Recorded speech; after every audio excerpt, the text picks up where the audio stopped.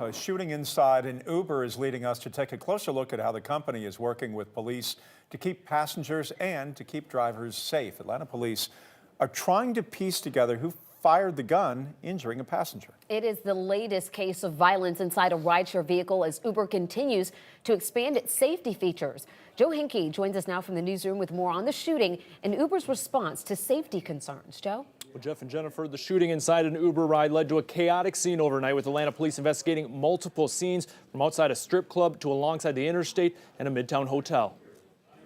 The Uber ride began here on Northside Drive at the Diamond Club. The driver began driving along the connector with 5 to 6 people inside, according to Atlanta police. Then someone fired a gun, and the driver pulled over. He wasn't sure, obviously, what was going on behind him. So once everybody jumped out and ran, he saw a gun inside the car and blood, and then he drove off the interstate and called the police.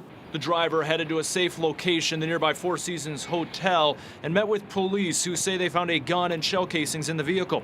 Officers say they picked up the 21-year-old victim and spoke to another passenger in the Uber, but they did not give a clear description of what happened. Recently, Uber began expanding safety features for riders and drivers. And what is the exact location of the vehicle now? Inside the Roswell 911 center, dispatchers are using software from a company called Rapid SOS for calls on any phone, allowing data and calls simultaneously. Dispatchers see GPS coordinates showing the caller's location. More recently, Roswell's 911 center became one of the latest to team up with Uber. The partnership builds on the Rapid SOS software. Now, if a rider or driver uses the emergency button inside the Uber app to call 911, dispatchers get the car's GPS location and also the car's make, model, and license plate.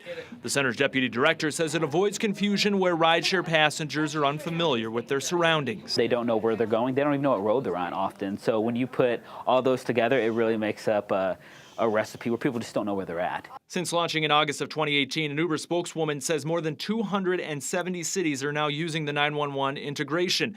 Athens-Clarke County was the first in Georgia, and shortly after launching the feature, a driver in Athens used it to help police quickly respond to a domestic violence situation and find his car in minutes.